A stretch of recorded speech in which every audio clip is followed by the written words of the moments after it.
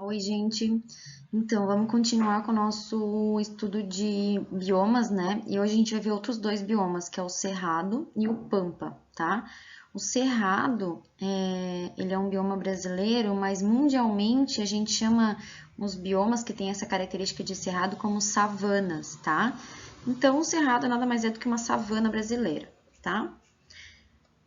Então vamos lá, ó. É o nosso segundo maior bioma, ele compreende 25% do território nacional e ele é localizado no centro-oeste, certo? Então aqui nessa região do centro-oeste a gente tem o Cerrado.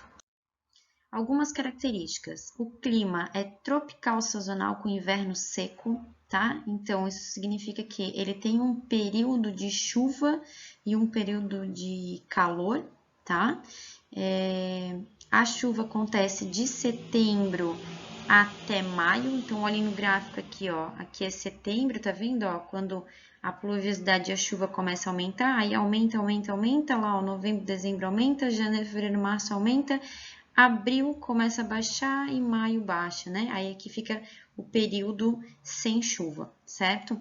E esse período sem chuva fica uma região muito seca. E por conta dessa seca na região, é típico o fogo lá. Mas é diferente do que o fogo que a gente vê na Amazônia, né? O fogo na Amazônia é um fogo criminoso, né? A Amazônia não tem como pegar fogo porque é uma floresta pluvial, né? No Cerrado não, o Cerrado é comum e muitas vezes é necessário esse fogo, porque esse fogo ele tem a função de quebrar a dormência de algumas sementes, ou seja, tem a semente no solo, certo? Só que aquela semente ela não germina, tá? Agora, quando aquela semente passa por uma alta temperatura, que é o fogo, a gente chama de quebrar a dormência. Quebra a dormência dessa semente e aí essa semente vai germinar, tá? Então, o fogo nessa região do Cerrado, ele é bem importante, tá? Acontece queima criminosa lá também acontece, né? Mas tem a queima natural lá. O solo, ele é bastante arenoso, bastante ácido, é bem característico, tanto que a vegetação dessa região, ela consegue sobreviver nesse solo ácido, e ele é pobre em minerais e em matéria orgânica, tá?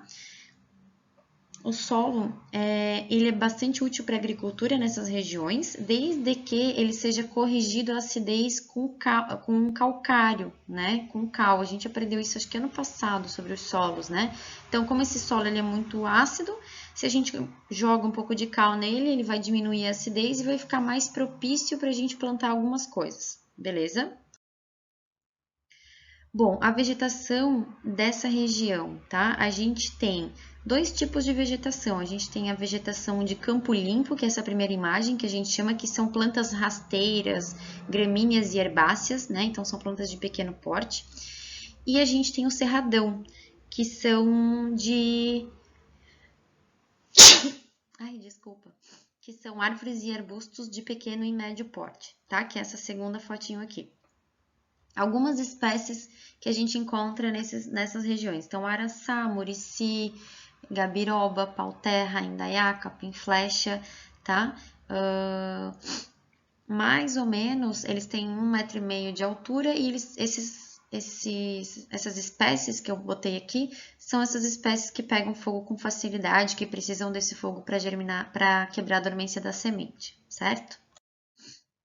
Bom, como eu disse, é uma região que tem uma estação do ano que é mais seca e pega fogo, né? Então as plantas elas precisam ter algumas adaptações para conseguir viver nesse ambiente, certo? Então, como é que as plantas herbáceas elas se adaptam, né?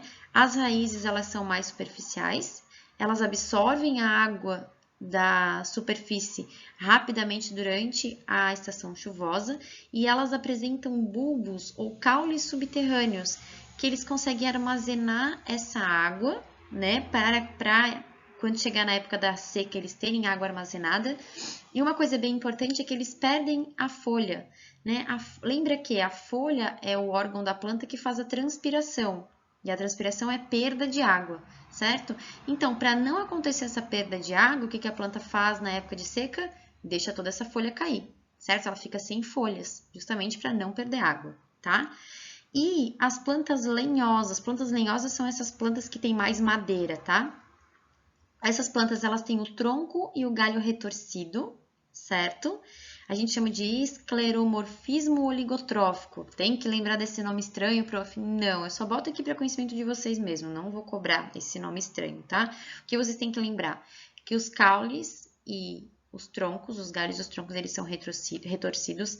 A casca é bastante espessa, certo? Isso por conta do fogo, tá? Porque daí se o fogo bate nessa planta, ele não vai chegar lá no miolo da planta e matar a planta, né? Ele vai conseguir queimar essa casca espessa ali, que depois ela perde, renova e tá tudo certo. Outra coisa que acontece com essas plantas são as raízes serem bastante profundas, certo? Para conseguir pegar água mais subterrânea. As folhas, elas são mais espessas, a gente também chama de folhas coriáceas, de novo, não precisa ficar lembrando dos nomezinhos, eu boto só para vocês conhecerem mesmo, tá? E a superfície brilhante dessas folhas, às vezes tem uns pelinhos também, tá? Isso tudo está relacionado ali ao armazenamento de água, evitar transpiração, tá? Para essas plantas conseguirem sobreviver nesse meio ambiente. A fauna. Então, a fauna ela também é diversificada, né? Então, é região onde a gente encontra ema, gavião, carcará, siriema, urubu-rei, socó, tucano, periquito, lobo-guará, onça-pintada, anta, tamanduá, tatu, raposa, veado, campeiro e macaco. Então, tem uma diversidade também, só que não tanto quanto lá na floresta pluvial, né? Porque aqui não tem tantas plantas frugívoras, né, que vão dar frutos e sementes para todos os outros seres vivos se alimentarem, enfim. Então, por isso que a diversidade tem bastante diversidade, mas não tanto assim, tá? E é bastante comum a gente ver nessa região os cupinzeiros, que é essa foto aqui, ó. Eles se elevam do solo, então eles fazem esses cupinzeiros para cima do solo, e esses cupinzeiros muitas vezes eles servem de abrigo para vagalume. E olha só como é que fica o cupinzeiro de noite, que bonito, né? Por conta do vagalume ter bioluminescência, né? E tem bastante cupinzeiro lá e tem bastante tamanduá, né? O tamanduá adora cupim. Beleza? Bom, em relação ao fogo no cerrado, né? A longa estiagem, ou seja, aquele longo período que ele passa, aqueles 4 meses, 5 meses sem chuva, né? Mais ainda a grande quantidade de matéria seca que se acumula por conta de queimadas anteriores ou por conta mesmo desse período de seca, é que favorece essa ocorrência de queimada, né? Então, os órgãos subterrâneos de reserva, lá que eu falei para vocês que eles têm os bulbos que reservam a água e tudo mais, eles não são destruídos pelo fogo, e a casca espessa da lenhosa também protege a planta desse calor excessivo, certo? Então, lembre que eram as duas adaptações dos tipos de plantas que tem nessa região, tá? E, como eu disse antes também, a fogueira, a ocorrência desse fogo, né, ele é considerado um fator importante na manutenção deste bioma, né, porque essa queimada, ela acelera a ciclagem do nutriente, que está acumulado no solo, e ela também quebra a dormência de algumas sementes. Beleza? Aqui tem umas fotinhos, ó, gente. Essas fotos aqui foram de quando eu fui para o Cerrado. A gente tem um pedacinho de Cerrado no Paraná. Se chama Jaguariaíva, se eu não me engano o nome da cidade. E quando eu estava na faculdade, a gente viajou para lá. Então, a gente tem um pedacinho de Cerrado aqui no sul, né? E é um parque, né? Um Parque Nacional do Cerrado. E ele é preservado, né? Justamente porque só tem esse pedacinho de cerrado. Eu não lembro de quando é essa foto, mas eu acho que é de 2013. Eu acho que é de 2013, tá? Então aqui ó, é como que é o cerrado protegido lá, né? A gente vê que é uma região de cerradão, a gente tem plantas maiores. Isso aqui é o cupinzeiro, né? E aqui a formiguinha carregando o alimento dela. Bom, o segundo bioma que a gente vai ver hoje é o Pampa, tá? São os Pampas gaúchos. Olha só essa imagem. É um pastão, né? Então, o Pampa, ele pode ser chamado de campos, né? De campos sulinos também, ou de Pampa, tá? Ele é localizado na região sul, então, do Brasil. Ele pega todo o Rio Grande do Sul e um pedacinho de Santa Catarina, tá? E em outros países também, como a Argentina e o Uruguai, certo? Mas aqui no Brasil ele é representado pelo Rio Grande do Sul mesmo. Então, a palavra pampa é de origem indígena e ela significa região plana, certo? E é justamente uma das características desse bioma, é um relevo altamente plano, certo?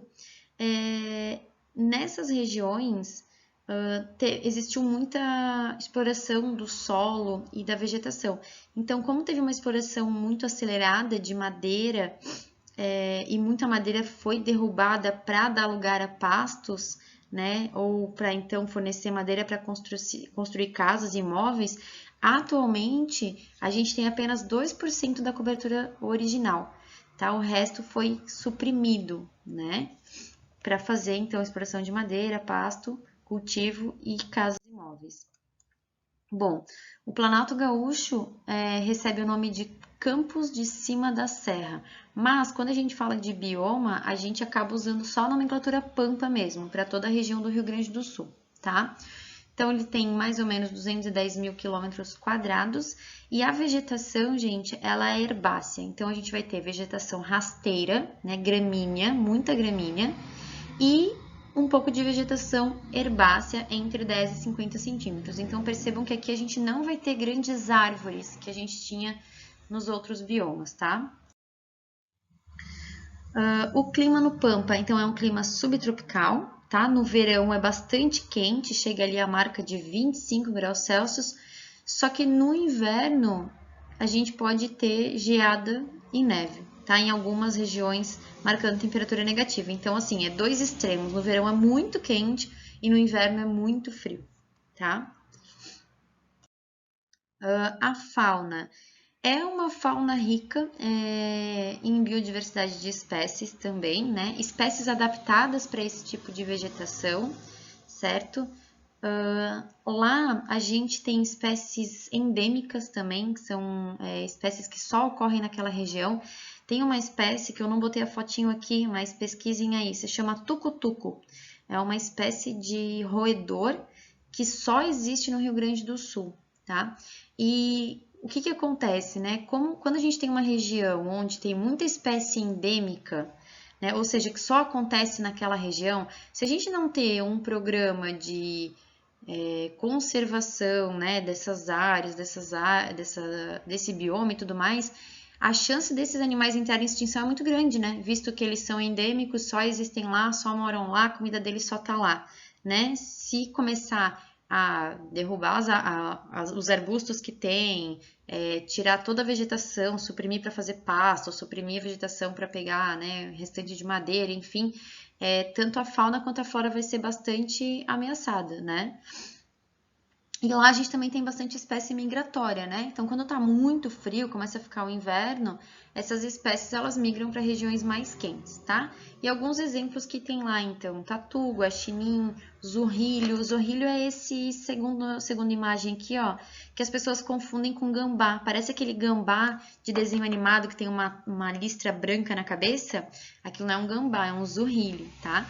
E ele tem um cheiro bem desagradável, é bem pior do que cheiro de gambá. O zurrilho tem um cheiro muito desagradável, chega a lacrimejar o olho de tão ruim que é. Tem bastante cachorro do mato lá também, ou raposa, né? Aqui na terceira foto é uma raposa. Tem a coruja buraqueira, que é essa primeira aqui, tá? Gato do pampa, que é esse aqui de baixo, tá? Preguiça de coleira, que é essa daqui, ele recebe o nome de preguiça de coleira porque ele tem uma manchinha preta aqui no pescoço que parece uma coleira, certo? Então, esses são alguns dos seres vivos que existem lá no Pampa. E a flora, então, como eu disse para vocês, né? Predominam as gramíneas, que são gramas mesmo, né? Folhas bem rasteiras. Árvore de maior porte, até tem, mas o que tem, ele é retirado para madeira, né? Então, lá vai ter cedro, grápia, caroba, canafístula, abracatinga e entre outras. Só que muito disso já foi suprimido, a gente não vê mais. E o que tem ainda, eles acabam tirando para fornecer madeira, né? Para móveis, enfim. Beleza, galera? Em relação às atividades humanas na região, né? Então, que nem eu falei para vocês, existe bastante exploração de madeira, existia muito mais, hoje em dia tem menos, porque até, né, hoje em dia tem menos madeira. Tem uma expansão bastante grande de agricultura, então lá eles têm muita plantação de milho, plantação de não sei o que, plantação de não sei o que, tem bastante de milho, de trigo, de soja, de uva, tá? Tem bastante mesmo. Aqui até eu coloquei, né, que os pinheiros, muitos dos pinheiros dessa região foram todos derrubados para dar lugar, então, para monoculturas, né, para a cultura desses cereais aqui.